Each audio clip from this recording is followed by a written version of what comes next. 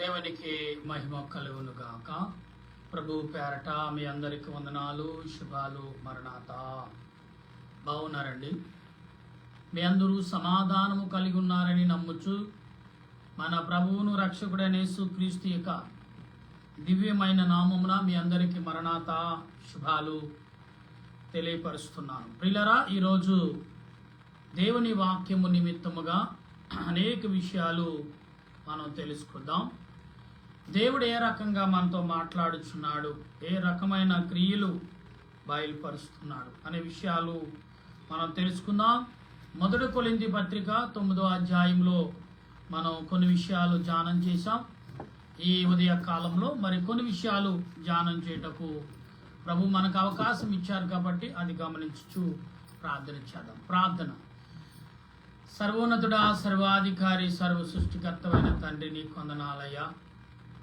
ఈ సమయంలో నీ దీన దాసుడైన నన్ను బలపరిచి నాయన నీ పిల్లల ఎదుటకు నన్ను చేర్చి నన్ను నిలబెట్టినందుకు నీకు స్తోత్రాలు. నీ దాసుడు నన్ను బలపరిచి నీ పనిముట్టుగా, నీ బిడ్డగా, నీ దాసుడుగా, నీ సేవకుడుగా నన్ను ఆదరించి బలపరిచి నాలో ఉండి నీ బిడ్డలతో, నీ పిల్లలతో మాట్లాడమని, నీ పిల్లలకు కావలసిన ఉపదేశమును అందించమని ఆత్మరక్షణకర్త అయిన దేవదేవిని నామములో అడిగి ప్రార్థన చేయుచున్నాను మా పరమ తండ్రి, ఆమేన్.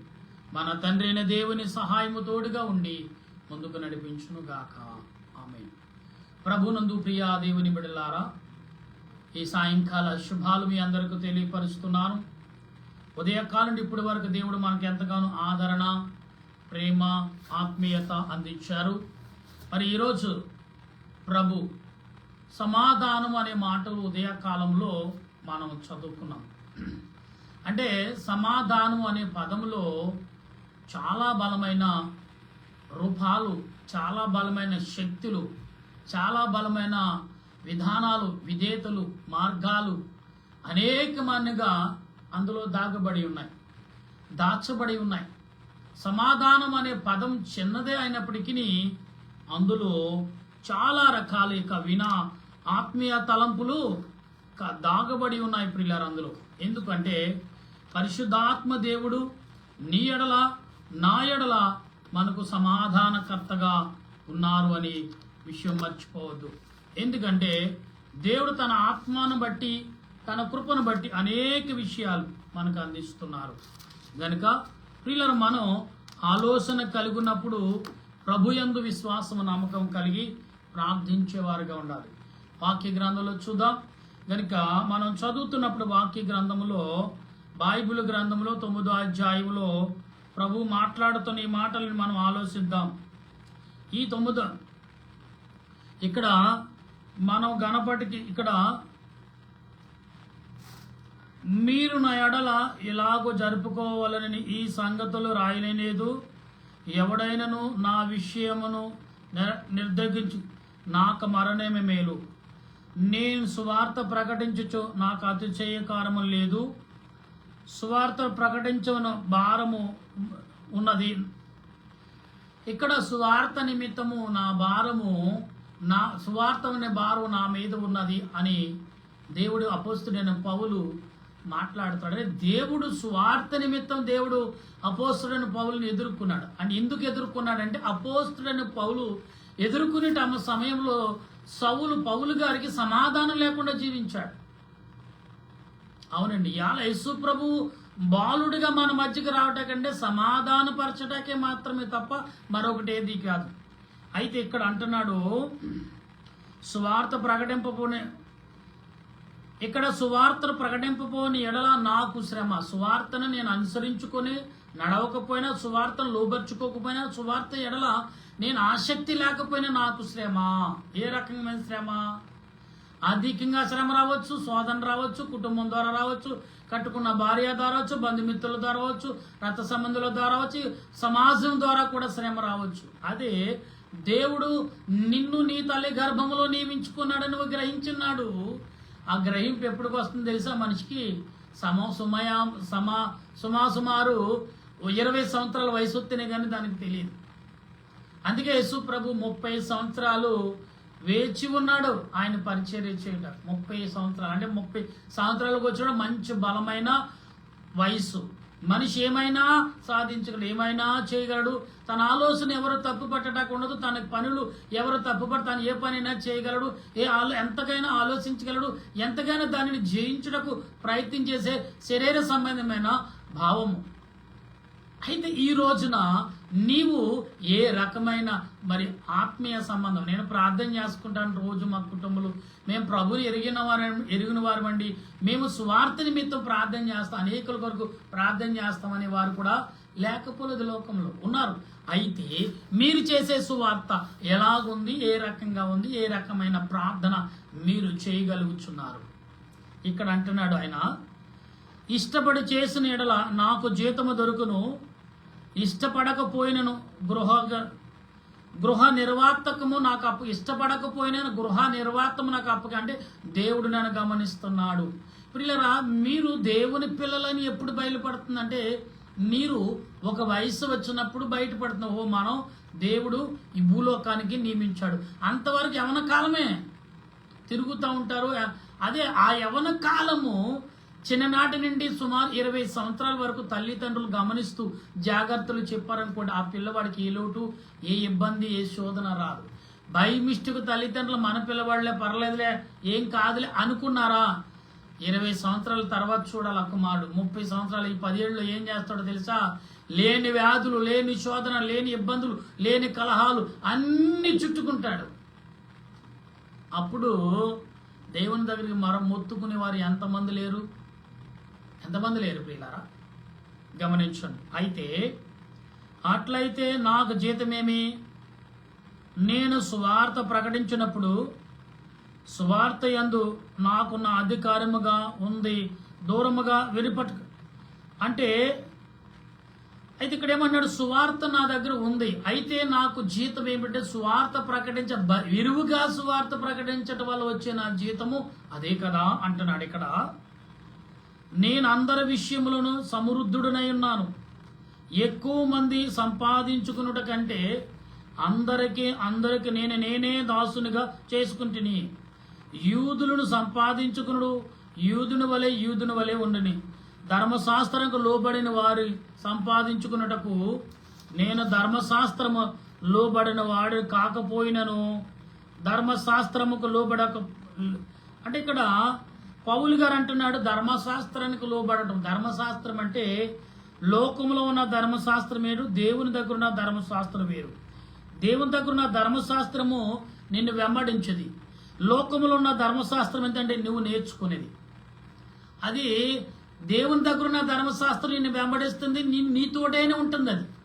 కానీ లోకంలో ధర్మశాస్త్రం నీకు అవసరానికి ఉపయోగపడుకుంటే తప్ప నీకెందుకు ఈ లోకంలో తప్ప మరెక్కడో పనిచేయదు. కానీ దేవుని దగ్గర ఉన్న ధర్మశాస్త్రం ఎక్కడికైనా ప్రయాణం చేయగలదు, ఎక్కడైనా అది నిన్ను నిలబట్టగలదు, ఎక్కడైనా నిన్ను వాడుకోగలదు. ఆ ధర్మశాస్త్రం అది సామాన్యమైన ధర్మశాస్త్రం కాదు. ఇక్కడ అంటున్నాడు 21లో, గనుక మనము గమనించినప్పుడు ప్రియులరా చాలా విషయాలు దేవుడు నీ ఎడల మనతో మాట్లాడుతున్నాడు విషయం మాత్రం మర్చిపోవద్దు.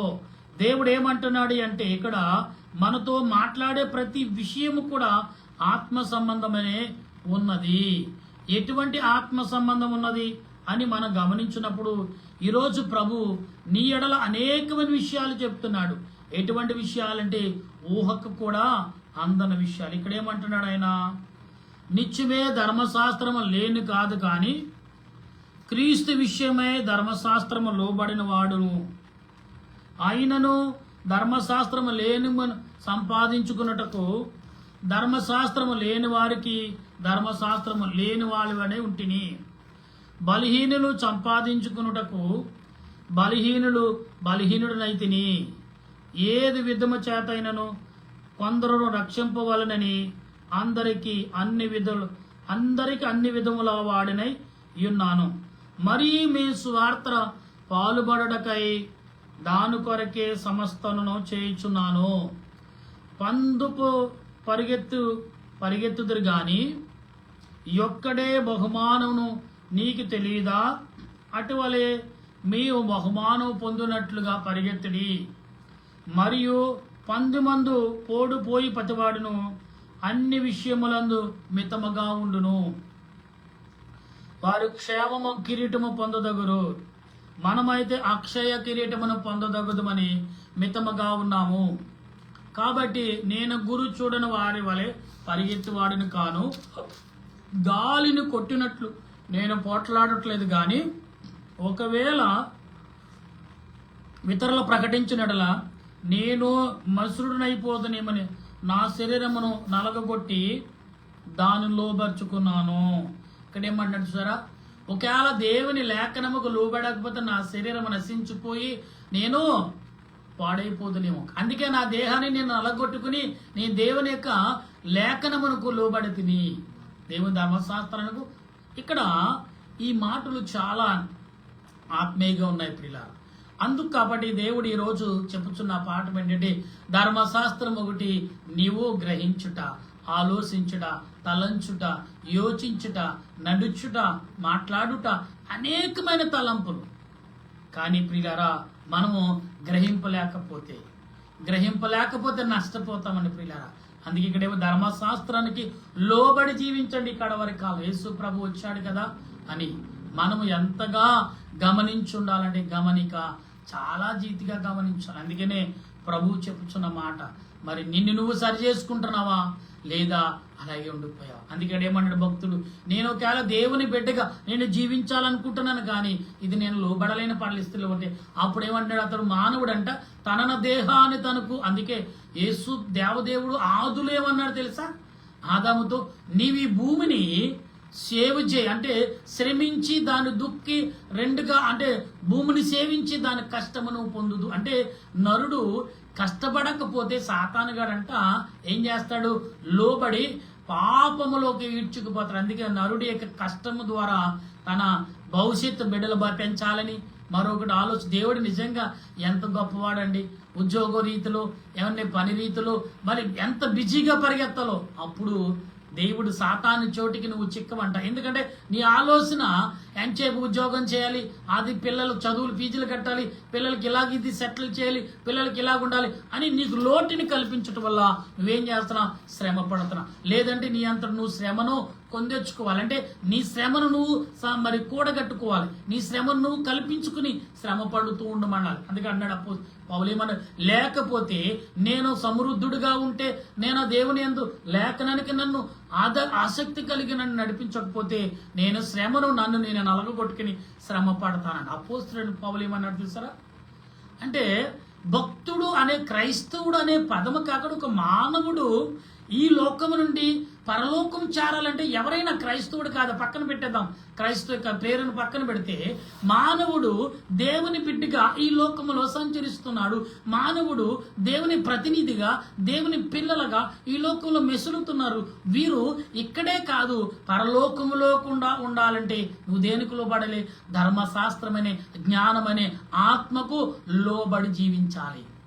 అప్పుడే నువ్వు ఏ కులం అనేది మతం అనేది దేవుడు ఆనాడు తారుమారు చేసిన తర్వాతే పుట్టుకొచ్చిన ఇవన్నీ భాషలు వేరే చేసిన తర్వాత దేవుడు లేడు మాకు మరి మనకి దేవుడు కావాలని ఆనాడు బాబేలు గోపురం అనగా మరి చూడ నోవహు యొక్క సంతానం వారు చేసిన పనులేంటి, మన పితరులైన వారు మరి ఆనాడు మరి దేవుడు నీటితో నీటి ఎంత వచ్చినా కానీ మరి తర్వాత నీటితో కాదు అన్నాడు.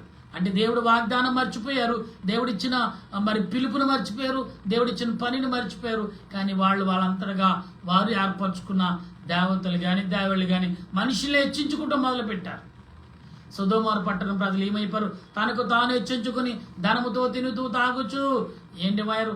అందుకే అబ్రహాం భరత్ ప్రభువా ఒక్కసారి ఆలోచించమంటే వారి లాస్ట్ 10 మంది ఉన్నా సరే వారిని ఇప్పటికంటే 100 రెట్లు దీవించి వెళ్తానన్నాడు ప్రభు. ఎక్కడా ఈ లోకం అదే కనపడుతుంది చూసారా. ఇవాళ ఎక్కడ చూసినా ఏమండి ఎన్ని రకాల వారి దాడి ఎందుకు చేస్తున్నారు వారికే తెలియదు, ఏ మూలగా చేస్తున్నారో తెలీదు. ఇప్పుడు స్టార్లు కట్టొద్దని, మైకులు పెట్టొద్దని, ప్రార్థన చేయొద్దని, ఇంకా రానున్న దేవుల్లో రోజుల్లో క్రైస్తవులకు శ్రమ. అందుకే క్రైస్తవుడు గొలుసు కట్టి ప్రార్థన చేయాలి. గొలుసు కడితే సాతానుగాడు. అందుకే యోధోను తోట చుట్టూ ఏమేశాడు, అగ్ని కంచి వేశాడు. ఇప్పుడు నరులు ఒకరికి ఒకరు ఏం చేయాలని చేయపట్టాలి. అదే గొలుసు ప్రార్థన అంటారు.